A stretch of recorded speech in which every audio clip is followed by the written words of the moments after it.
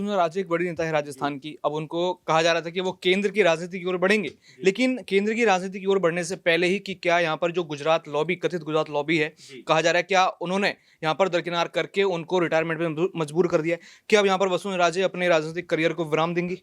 देखिए, अभी कई सारे सवाल ऐसे हैं जो वाक़ई उठते हुए आ रहे हैं नज़र, क्योंकि सबसे बड़ी बात जो है दौलत वो ये है कि जिस तरह से राज्य का रुतबा रहा है, 2 बार सीएम रही हैं और एक समय तो ये कहा जाता था कि राजस्थान में बीजेपी का मतलब राज्य और राज्य का मतलब बीजेपी। तो इस तरह की भी उनकी कह सकते हैं पहचान राजस्थान में रही है। लेकिन जिस तरह से बीते 4-5 साल से उनको लगातार इग्नोर किया गया है, वो कहीं न कहीं ये बता रहा है कि राज्य को शायद अब जो एक बड़ी तवज्जो मिलती थी, वो बीजेपी ने देना बंद कर दिया। आपने गुजरात लॉबी का ज़िक्र किया, ज़ाहिर-सी बात है कि 3 बड़े नेताओं को जिस तरह से उन्होंने अपने रास्ते से किनारे किया है, ये बता रहा है कि वो अपनी समझ के अनुसार, अपनी ताकत के अनुसार, अपने कह सकते हैं जो रणनीति उनकी उसके अनुसार वो तमाम चीज़ों को तय करते हुए नज़र आते हैं। फ़र्क नहीं पड़ता कि सामने शिवराज सिंह चौहान है, उनको फ़र्क नहीं पड़ता सामने आडवाणी है, फ़र्क नहीं पड़ता सामने शत्रुघ्न सिन्हा है। अगर उनको लगता है कि ये जो शख्स है पार्टी पर हावी हो सकता है, हमारे ऊपर हावी हो सकता है, तो उसको धीरे से किनारे कर दिया जाता है। शिवराज सिंह चौहान ऐसे एक बड़ा नाम है, राजे ऐसे एक बड़ा नाम है जिनको जिस तरह से किनारे किया गया, हर किसी को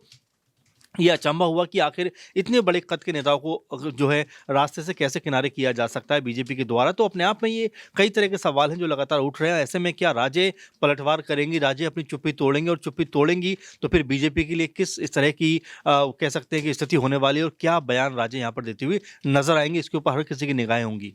बिल्कुल, यहाँ पर वसुंधरा राजे के बयान पर सबकी निगाहें हैं। जैसे बयान यहाँ पर लगातार शिवराज सिंह चौहान दे रहे हैं, तो सब लोग यहाँ पर उत्सुक हैं कि क्या अब यहाँ पर वसुंधरा राजे भी कुछ इस तरीके के बयान देंगी। नाज़मीन हमारे साथ यहाँ पर हैं, सबसे यहाँ पे उनसे सवाल पूछेंगे कि क्या यहाँ पर अगर जैसे शिवराज सिंह चौहान की चुप्पी लगातार टूट रही है, अगर वसुंधरा राजे की चुप्पी यहाँ पर टूटती है, तो क्या वो बीजेपी के लिए बड़ा खतरा लेकर आएगा? देखिए, यहाँ पर शिवराज सिंह चौहान की बात की तो वो अपने बयानों के ज़रिए भारतीय जनता पार्टी को चुनौतियाँ देते हुए नज़र आ रहे हैं। लेकिन अगर हम वसुंधरा राजे की बात करें तो वो अपने एक्शन के ज़रिए भारतीय जनता पार्टी को चुनौती दे रही है कि आप बात कीजिए कि वो शांत है। इस शांति के पीछे भी एक बड़ा कारण है कि वो यहाँ पर मजबूरी में भारतीय जनता पार्टी के साथ जुड़ी हुई हैं। वो चाहती हैं कि लोकसभा में उन्हें कोई बड़ी ज़िम्मेदारी मिले, या वो ये चाहती हैं कि जो उनके बेटे हैं दुष्यंत, उनको यहाँ पर कोई बड़ी ज़िम्मेदारी भारतीय जनता पार्टी सौंपती हुई नज़र आए। इसलिए यहाँ पर वसुंधरा राजे खामोश है। यहाँ पर देखिए, शिवराज सिंह चौहान के तो बेटे भी मैदान में उतर जाते हैं, लेकिन ये बयानबाजी के जरिए भी कहीं ना कहीं भारतीय जनता पार्टी के समर्थन में भी देखे जाते हैं। लेकिन वसुंधरा राजे की बात करें तो वो जो शांत है वो सिर्फ अपने बेटे की वजह से है, अपने विधायकों की वजह से है, या कहीं मजबूरी की वजह से है, ताकि अगर भारतीय जनता पार्टी से अगर वो हट जाती हैं तो राजस्थान में उनका कोई वजूद रहने वाला नहीं।